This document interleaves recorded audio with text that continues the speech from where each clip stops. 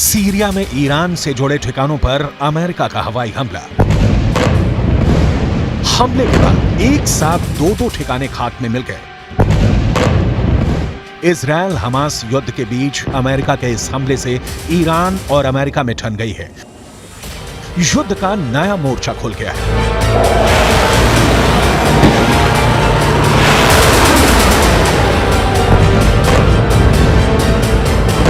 दक्षिण चीन सागर में चीन का लड़ाकू विमान अचानक अमेरिका के विशाल बॉम्बर के सामने आ गया।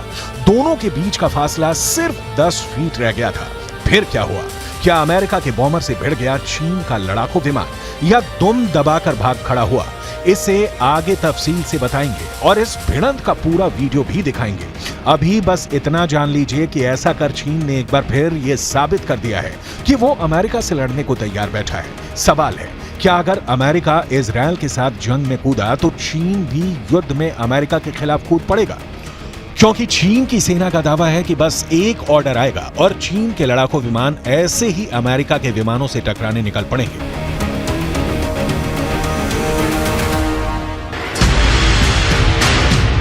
हमास का एक प्रतिनिधिमंडल गुरुवार को ईरान के विदेश मंत्री के साथ रूस पहुंचा।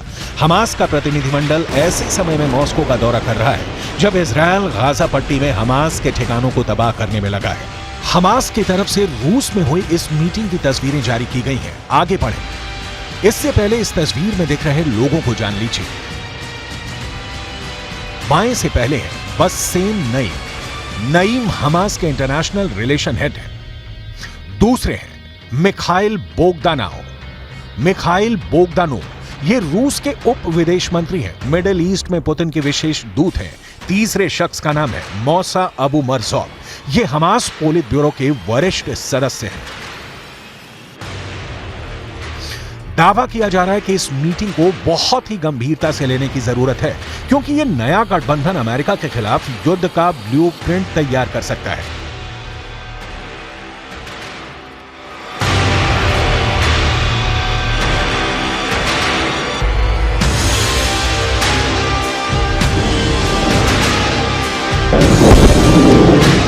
रूस, ईरान और हमास अगर एक साथ मिलकर अमेरिका के ठिकानों पर हमला करते हैं तो अमेरिका के पलटवार से विश्व युद्ध शुरू हो सकता है, क्योंकि मिडिल ईस्ट में मौजूद अपने ठिकानों पर हो रहे हमलों का बदला अमेरिका कैसे लेता है, इसकी एक झलक अमेरिका के इन हवाई हमलों में मिलती है। अमेरिका का पहला हवाई हमला, अमेरिका का दूसरा हवाई हमला, अमेरिका का तीसरा हवाई हमला। अमेरिका ने ऐसे लिया है अपने सैनिकों पर हमले का बदला। अमेरिकी लड़ाकू विमानों ने सीरिया में ईरान समर्थित 2 मिलिशिया ठिकानों पर बमबारी कर युद्ध का एक नया मोर्चा खोल दिया है। इजरायल हमास युद्ध के शुरू होने के बाद एक बार अमेरिका और ईरान आमने सामने हैं। इसी महीने खाड़ी देशों में मौजूद अमेरिकी ठिकानों पर हमले हुए। इन हमलों में अमेरिका के 24 सैनिक जख्मी हो गए। एक की जान चली गई। इसके बाद अमेरिका ने ऐसा पलटवार शुरू किया है जिसमें दुनिया को विश्व युद्ध के संकेत दिखाई दे रहे हैं।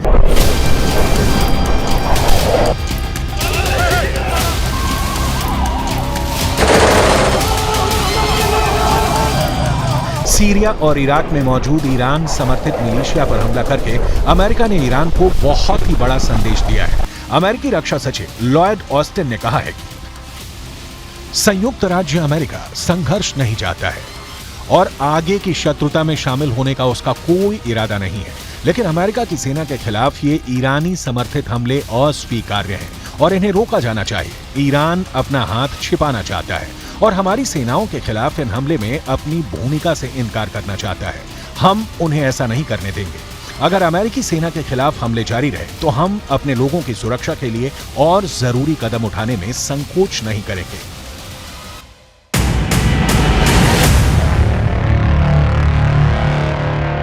वरिष्ठ अमेरिकी सैन्य अधिकारियों के मुताबिक अमेरिका ने इस हमले को अपने 2 F-16 लड़ाकू विमानों से अंजाम दिया है।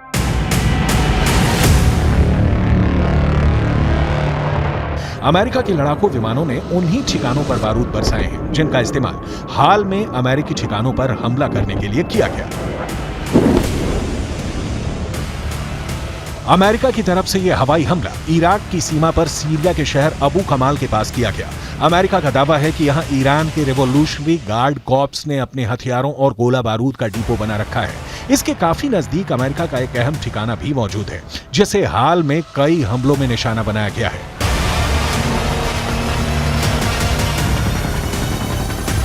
इजरायल हमास युद्ध के फैसले के बाद मिडिल ईस्ट में तैनात अमेरिकी सेना पर हमलों की वारदात बढ़ गई है।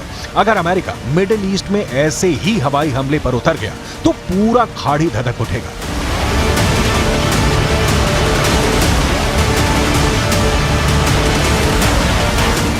सीरिया में हमले के बाद दक्षिणी लेबनान का नंबर आ सकता है। दक्षिणी लेबनान के साथ साथ इराक और यमन में भी अमेरिका पलटवार कर सकता है। हाल में अमेरिकी बेस पर कम से कम 12 हमले किए गए। इन हमलों में 21 अमेरिकी नागरिक घायल हुए। इराक में अमेरिका के बेस अल असद और सीरिया में अल तनफ गैरिसन में ईरान से जुड़े संगठनों ने यह हमला किया था। अमेरिका का कहना है कि आज किया गया हमला उसी का जवाब है। पेंटागन के मुताबिक इराक और सीरिया में मौजूद अमेरिका के बेस पर दर्जनों हमले किए गए हैं। मिसाल के तौर पर 17 अक्टूबर को इराक में अमेरिका के बेस अल असद पर हमला हुआ। 17 अक्टूबर को इराक में ही अमेरिका के अल हरीर एयर बेस पर हमला हुआ। 18 अक्टूबर को सीरिया में अल तनफ गैरिसन में ईरान से जुड़े संगठनों ने हमला किया था। 24 अक्टूबर को सीरिया में अल उमर ऑयल फील्ड बेस पर हमला हुआ। वहीं इराक में एरबिल एयरफोर्स पर ड्रोन से हमले की कोशिश की गई। इन्हीं हमलों के जवाब में अब अमेरिका ने अपने लड़ाकू विमानों को हमले के लिए उतार दिया है। हमले का असर ईरान की बौखलाहट में साफ साफ नजर आया। वहीं तनाव का तीसरा एपिसेंटर दक्षिण चीन सागर बना, जहां अमेरिका और चीन के लड़ाकू विमान भिड़ते भिड़ते बचे। अमेरिका का दावा है कि चीन का विमान J-11 अमेरिकी विमान से टकराते टकराते बचा। इस भिड़ंत के वीडियो को जारी कर अमेरिका ने कड़ी आपत्ति जताई है। इस वीडियो में साफ तौर पर दिख रहा है कि किस तरह से चीनी विमान पीछे से आकर अमेरिका के B-52 के करीब पहुंच जाता है। चीन का लड़ाकू जेट B-52 बम वर्षक विमान के 10 फीट से भी ज्यादा करीब आ गया था। चीन के लड़ाकू पायलट की ऐसी हरकतों की वजह से दोनों ही जहाज के आपस में टकराने की आशंका बढ़ गई थी। इस करीबी मुठभेड़ को पेंटागन ने आक्रामक करार दिया है। एक तरफ चीन से अमेरिका की भिड़ंत, दूसरी ओर अमेरिका का सीरिया में ईरान समर्थित बेस पर हमला। साथ ही साथ हमास के प्रतिनिधिमंडल का रूस पहुंचना और इजरायल हमास के बीच युद्ध का और बारूदी होना संकेत साफ है।